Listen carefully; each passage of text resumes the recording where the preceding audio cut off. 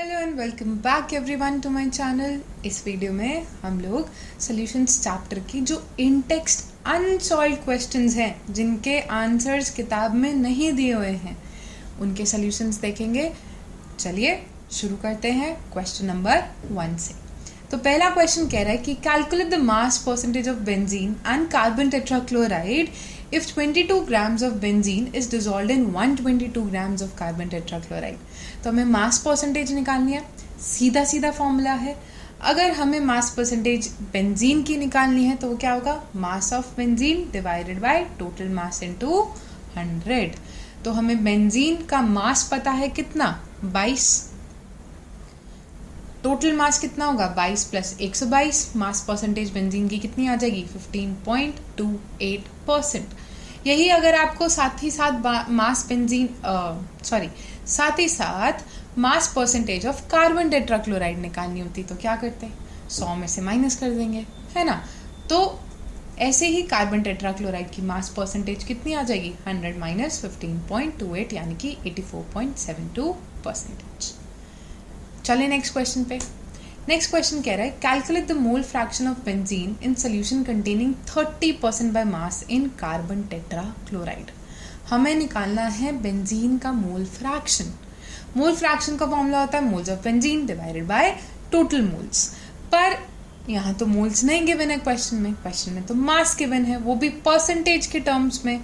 तो यहाँ हम मानेंगे कि हमारे पास 100 ग्राम सोल्यूशन था, और अगर 100 ग्राम सोल्यूशन था तो उसके अंदर 30% क्या है, बेंजीन है। ठीक है, सोल्यूशन में सोल्यूट कौन है, बेंजीन, सॉल्वेंट कौन है, कार्बन टेट्राक्लोराइड। अब इसमें वो हमसे क्या पूछ रहा है, मास ऑफ कार्बन टेट्राक्लोराइड पूछ रहा है, कितना होगा, 70 ग्राम। ठीक है, ओके। नेक्स्ट हमें क्या निकालने हैं, मोल्स। मोल्स का फॉर्मूला क्या होता है, given mass divided by molar mass. हमें गिवन मास बेंजीन का भी पता है, कार्बन टेट्राक्लोराइड का भी पता है, मोलर मास भी दोनों का पता है, तो आसानी से क्या निकाल सकते हैं, मोल्स। तो बेंजीन के मोल्स निकालोगे कितने आएंगे, 30 डिवाइडेड बाय 78.3846। टेट्राक्लोराइड के मोल्स निकालोगे कितने आएंगे, 70 डिवाइडेड बाय 154.4545। अब बस क्या करना है, मोल फ्रैक्शन निकालना है, किसका, बेंजीन का। तो क्या होगा, moles of benzene divided by moles of benzene plus moles of carbon tetrachloride.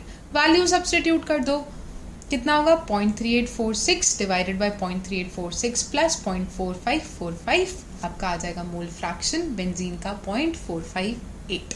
और क्योंकि फ्रैक्शन किस में से कैलकुलेट किया जा सकता है, 1 में से, है ना। तो अगर आपको कार्बन टेट्राक्लोराइड का मोल फ्रैक्शन निकालना हो तो 1 में से 0.458 को माइनस कर दो तो कार्बन टेट्राक्लोराइड का मोल फ्रैक्शन आ जाएगा। ठीक, अगले क्वेश्चन पे चलते हैं। नेक्स्ट क्वेश्चन कह रहा है calculate the molarity of each of the following solutions. 30 gram cobalt nitrate दे दिया इन 4.3 लीटर ऑफ सोल्यूशन, और 30 ml 0.5 मोलर H2SO4 को अगर हम डाइल्यूट करते हैं 500 ml तक तो मोलैरिटी क्या होगी। तो मोलैरिटी का सीधा सीधा फॉर्मूला बच्चों हमें पता है, मोलैरिटी होती है moles of solute divided by volume of solution. तो पहले पार्ट ए में मोल्स निकालने के लिए क्या निकालना पड़ेगा, मोलर मास, है ना। तो हम सबसे पहले कोबाल्ट नाइट्रेट का मोलर मास निकाल देते हैं, कितना आया, कैलकुलेट करेंगे तो 291। ठीक है, तो यहाँ से मोल्स ऑफ कोबाल्ट नाइट्रेट कितने आ जाएंगे, 30 given mass divided by 291 molar mass 0.103 moles. चलेगा। अब मोल्स आ गए, मोलैरिटी में मोल्स चाहिए होते हैं ऊपर, वॉल्यूम ऑफ सॉल्यूशन चाहिए होती है नीचे। तो मोलैरिटी आ जाएगी 0.103 डिवाइडेड बाय 4.3। यहाँ से मोलैरिटी आ गई 0.023 और ये हुआ हमारा फर्स्ट पार्ट। बी पार्ट में देखो क्या दे रखा है, 30 ml ऑफ 0.5 मोलर H2SO4 लिया और उसको 500 ml तक डाइल्यूट कर दिया, यानी कि 30 ml में जितने मोल्स होंगे वही 500 ml में होंगे कि नहीं होंगे। तो हम सबसे पहले कैलकुलेट कर देते हैं कि 30 ml 0.5 मोलर H2SO4 में कितने मोल्स होंगे। तो 0.5 मोलर H2SO4 का मतलब क्या है कि 0.5 मोल्स हैं 1 लीटर में, और 1 लीटर को आप लिख सकते हो 1000 ml, यानी कि 1000 ml में 0.5 मोल्स हैं। सही बात है। 1000 ml में अगर 0.5 मोल्स हैं तो 30 ml में कितने होंगे? सिंपल यूनिटरी मेथड, 1000 में 0.5 हैं तो 30 में कितने होंगे? 0.5 डिवाइडेड बाय 1000 इंटू 30 कितना आया? 0.015। और इतने ही मोल्स के अंदर हमने 500 ml पानी डाल दिया। डाइल्यूशन कहाँ तक करवाया? 500 ml तक करवाया, है ना? तो मोलारिटी क्या होगी? Moles upon volume. मोल्स कितने? 0.015। वॉल्यूम कितनी? 0.5 लीटर्स। यहाँ से मोलारिटी की वैल्यू आ जाएगी 0.03। आई होप समझ में आ रहा होगा तुम लोगों को। नेक्स्ट क्वेश्चन देखते हैं। अब नेक्स्ट क्वेश्चन कह रहे हैं calculate the mass of urea required in making 2.5 kilograms of 0.25 molar aqueous solution. यहां पर हमें मोलालिटी दे रखी है। मोलालिटी होती है moles of solute divided by mass of solvent in kilograms.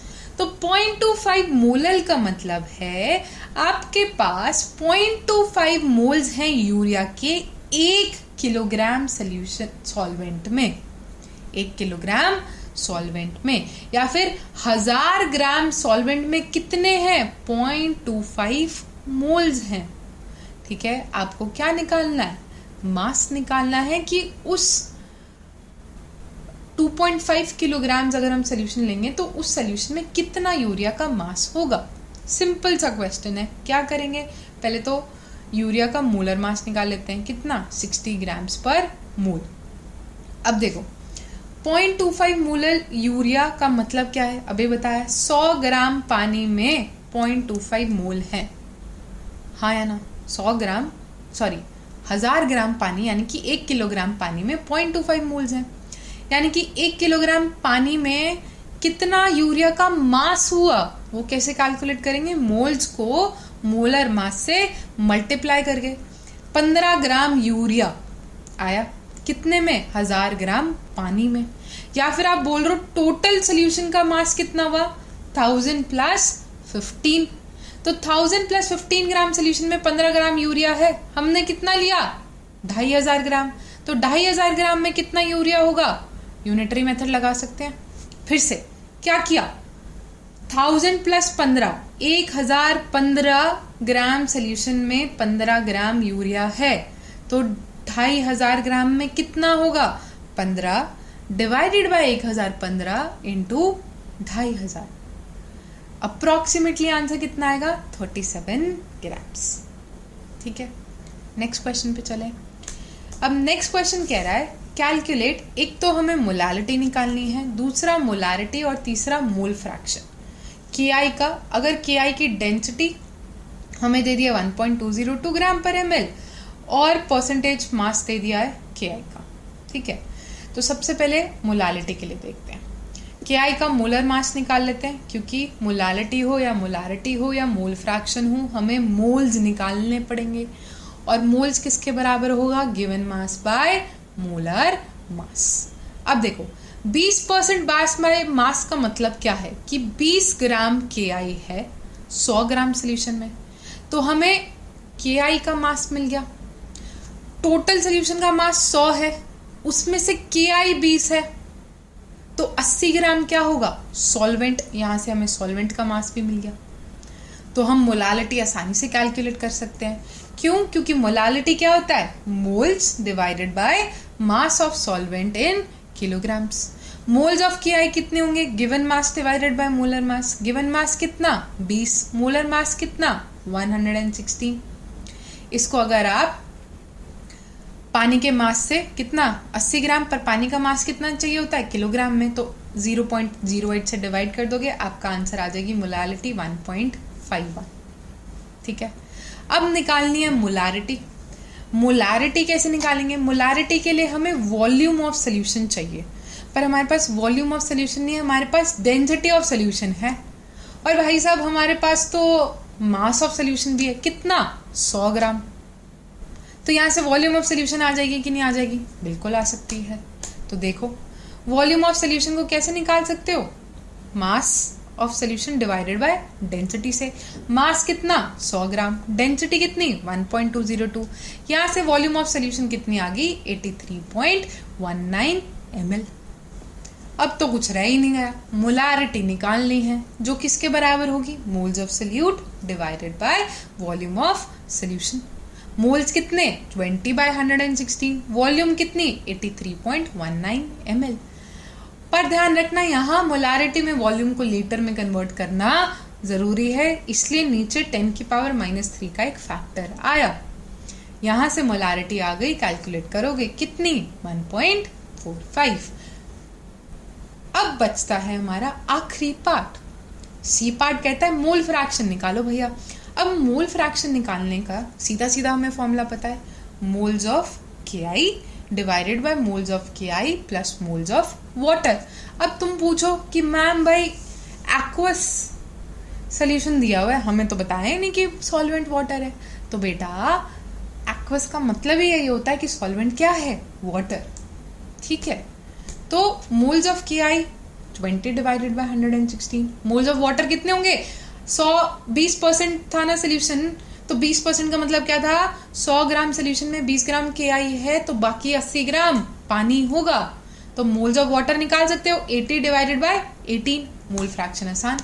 Moles of KI 0.12 divided by total moles 0.12 plus 4.44, यहाँ से mole fraction आ जाएगा 0.0263।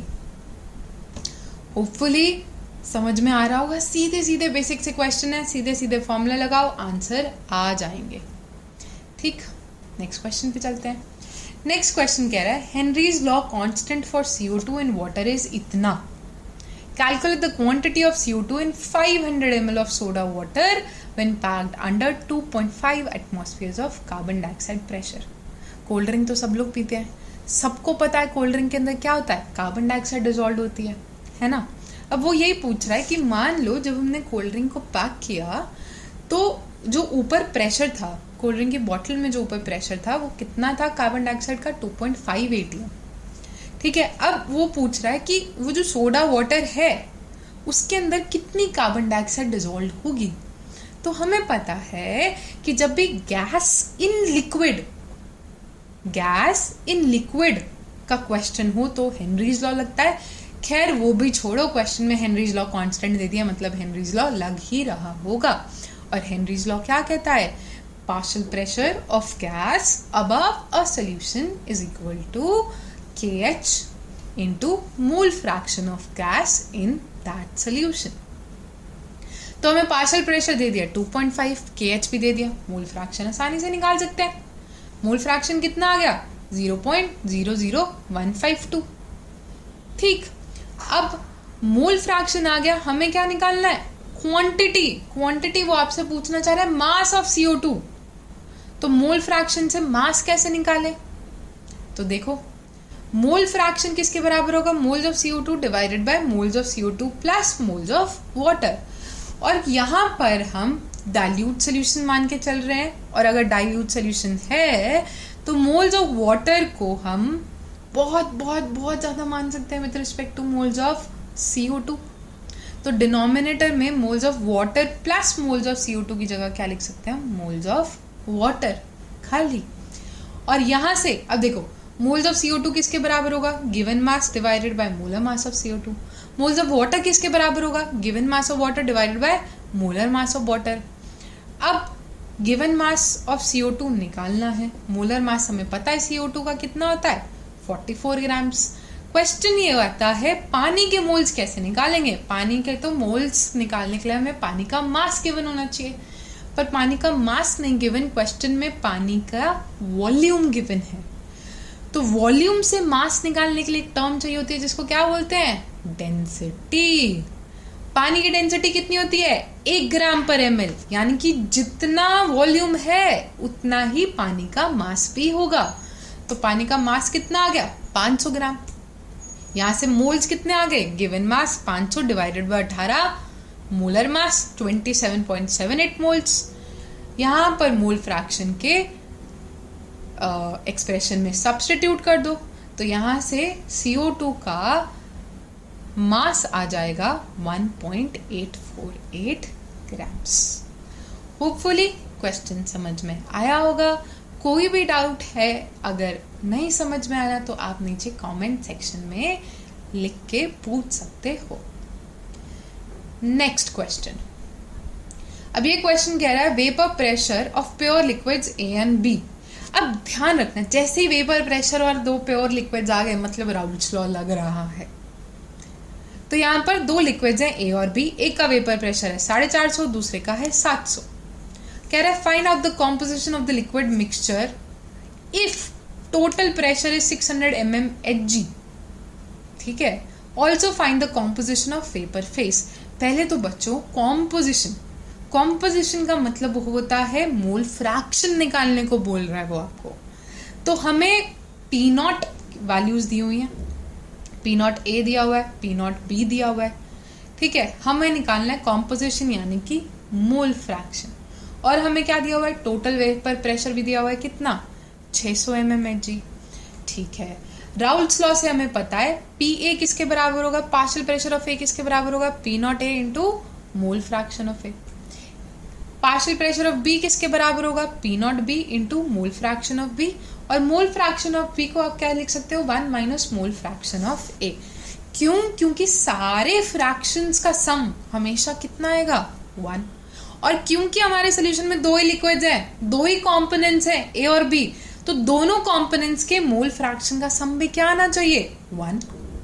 इसलिए काय बी को आप कैसे लिख सकते हो, 1 माइनस काय ए। अब टोटल प्रेशर को कैसे लिख सकते हो, P A plus P B का प्रेशर। पी ए को लिख सकते हो पी नॉट ए काय ए, पी बी को लिख सकते हो P naught B into 1 minus काय ए। पी टोटल पता है, पी नॉट ए पता है, पी नॉट बी पता है, तो इस इक्वेशन से हम लोग इसको सॉल्व करोगे, काय ए की वैल्यू आ जाएगी कितनी, 0.4। काय ए से काय बी निकाल सकते हो, कितना, 0.6। तो हमारा पहला पार्ट तो हो गया इस क्वेश्चन का, जो कि हमने निकालना था मोल फ्रैक्शन या फिर कॉम्पोजिशन निकालनी थी लिक्विड फेज में। दूसरा पार्ट है कॉम्पोजिशन हमें बताना है वेपर फेज में भी, तो उसके लिए आप क्या यूज करोगे, डाल्टन्स लॉ। तो ध्यान रखना, अगर कोई पूछे कॉम्पोजिशन इन लिक्विड फेज तो आपको मोल फ्रैक्शन निकालना in liquid phase, Raoult's law use करोगे। कोई बोले कॉम्पोजिशन इन वेपर फेज तो आपको मोल फ्रैक्शन निकालना है वेपर फेज में, डाल्टन्स लॉ यूज करोगे। ठीक है, तो डाल्टन्स लॉ क्या कहता है, प्रेशर किसके बराबर होता है, पार्शियल प्रेशर किसके बराबर होता है, बोलो, पार्शियल प्रेशर बराबर होता है total pressure into mole fraction of that component in vapour phase. तो हमने यहां से पार्शियल प्रेशर निकाल लिया, ए का 180 आया, पार्शियल प्रेशर बी का निकाला 420 आया, कैसे, राउल्ट्स लॉ से। ठीक है, उसके बाद वेपर फेज में मोल फ्रैक्शन निकालना हो तो वो किसके बराबर होगा, partial pressure divided by total pressure. ये क्या है, डाल्टन्स लॉ। तो अगर आपको मोल फ्रैक्शन निकालना है वेपर फेज में तो क्या करोगे, पार्शियल प्रेशर को टोटल प्रेशर से डिवाइड कर देना। ठीक है, तो यहां से लिक्विड ए का वेपर फेज में मोल फ्रैक्शन अगर 0.3 आया है तो लिक्विड बी का कितना होगा, बोलो बोलो, 1 माइनस 0.3 यानी कि 0.7। होपफुली क्वेश्चन समझ में आया होगा। अगले क्वेश्चन को देखते हैं। अगला क्वेश्चन कह रहा है कि vapour pressure of pure water at 298 kelvin इतना था। 50 ग्राम यूरिया को डिसॉल्व किया 850 ग्राम पानी में। Calculate the vapour pressure of water for this solution and it's relative lowering. तो देखो, ये तो हमें पता है कि अगर आप प्योर सॉल्वेंट के अंदर कुछ ऐड करते हो, नॉन वॉलेटाइल सोल्यूट ऐड करते हो तो उसका वेपर प्रेशर घट जाता है, उसको बोलते हैं लोअरिंग इन वेपर प्रेशर। और relative lowering in vapour pressure क्या होगा कि पहले के रिस्पेक्ट में कितना घटा। तो पहले कितना था, मान लेते हैं P1 नॉट, घटा कितना होगा, P1 not minus P1 not. जब लगता है ना ऊपर जीरो सा जो लगता है उसका मतलब है कि हम प्योर सॉल्वेंट की बात कर रहे हैं। तो P1 not minus P1 divided by P1 not होता है तुम्हारा relative lowering in vapour pressure, जो कि बराबर होता है मोल फ्रैक्शन ऑफ सॉल्यूट के। और मोल फ्रैक्शन ऑफ सॉल्यूट किसके बराबर होगा? Moles of solute divided by total moles. समझ में आया? तो एक तो हमें vapour pressure of water for solution निकालना है, यानी कि P1 की वैल्यू निकालनी है। दूसरा में रिलेटिव लोअरिंग की भी वैल्यू निकालनी है। तो प्योर का हमें पता है प्रेशर कितना दे दिया, 23.8। पानी का मास कितना गिवन है, 850 ग्राम्स। यूरिया का मास कितना गिवन है, 50 ग्राम। पानी का मोलर मास हमें पता है 18 होता है, यूरिया का मोलर मास हमें पता है 60 होता है। राउल्ट्स लॉ से हम relative lowering in vapour pressure का फॉर्मूला निकाल सकते हैं, जो किसके बराबर आएगा, मोल फ्रैक्शन ऑफ सोल्यूट, यानी कि यहाँ सोल्यूट क्या है, यूरिया के। अब मोल फ्रैक्शन को हम कैसे लिखेंगे, moles divided by total moles, और मोल्स को कैसे लिख सकते हो, given mass divided by molar mass. हाँ या ना? सारी वैल्यूज गिवन है, बस P1 नहीं गिवन। सॉल्व करो, सारी वैल्यू सब्स्टिट्यूट करो। यहां से देखो relative lowering in vapour pressure तो 0.0173 के बराबर आया कि नहीं आया, है ना? और यहां से आगे कैलकुलेट करोगे तो P1 आ जाएगा। P1 कितना है, 23.4। देखो पहले कितना था प्रेशर, 23.8। जैसे ही पानी के अंदर यूरिया डाला प्रेशर कितना होगा, 23.4, जो कि होना था। वेपर प्रेशर घट जाता है जब भी आप एक प्योर सॉल्वेंट के अंदर नॉन वोलेटाइल सोल्यूट ऐड करते हो, तो वेपर प्रेशर घट जाता है। इसको ही क्या बोलते हैं हम, relative lowering in vapour pressure. ठीक है, चलें अगले क्वेश्चन पे। नेक्स्ट क्वेश्चन कह रहा है पानी का बॉइलिंग पॉइंट 750 mmHg पे है 99.63 डिग्री सेल्सियस। ठीक है भैया, आगे क्या रहा है, कितना सुक्रोस ऐड करेंगे 500 ग्राम पानी में ताकि वो 100 डिग्री सेल्सियस पे बॉईल हो जाए। ध्यान रखना, देखो अगर प्योर सॉल्वेंट के अंदर नॉन वोलेटाइल सोल्यूट ऐड करते हो तो वेपर प्रेशर घटता है, ठीक है लाल, पर साथ ही साथ बॉइलिंग पॉइंट बढ़ता है, जिसको हम बोलते हैं elevation in boiling point.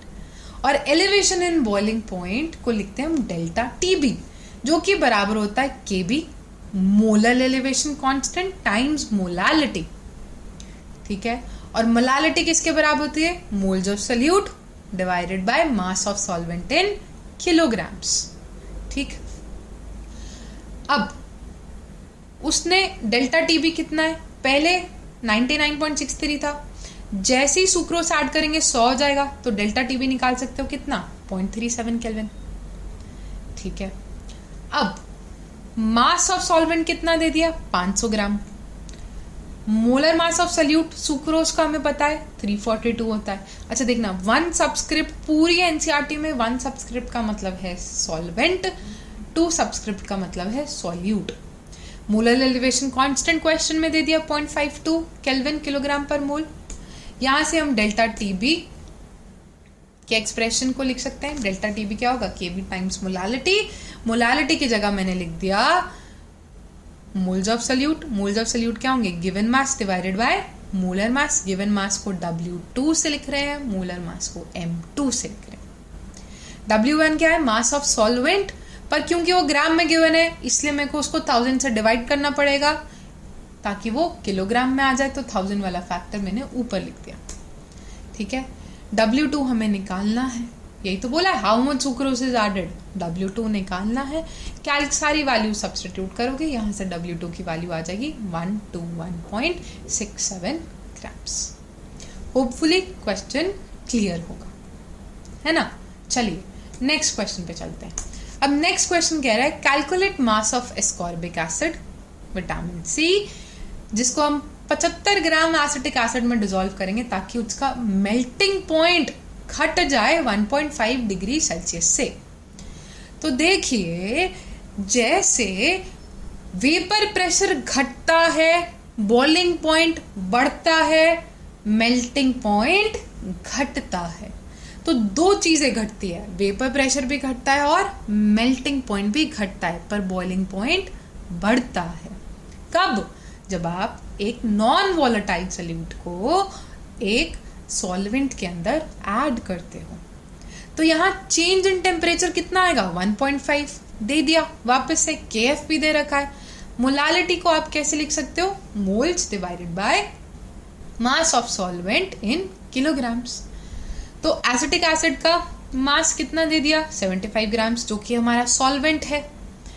Ascorbic acid का मोलर मास कैलकुलेट करोगे कितना आएगा, 176 ग्राम पर मोल। डेल्टा TF 1.5, यहाँ से डेल्टा TF का फॉर्मूला लगाओ, सारी वैल्यू सब्स्टिट्यूट करो। हमें क्या निकालना था, W2 क्या है, mass of solute ascorbic acid, ठीक है। सारी वैल्यू सब्स्टिट्यूट करोगे, यहाँ से मास की वैल्यू आएगी अप्रॉक्सीमेटली 5 ग्राम्स, ठीक है। ये थे हमारे सारे के सारे unsolved questions of solution chapter NCERT से। आई होप आपको ये वीडियो पसंद आई होगी। कोई भी डाउट है तो आप नीचे कमेंट सेक्शन में लिख सकते हैं। मिलते हैं फिर नेक्स्ट वीडियो में। Till then keep studying and keep growing.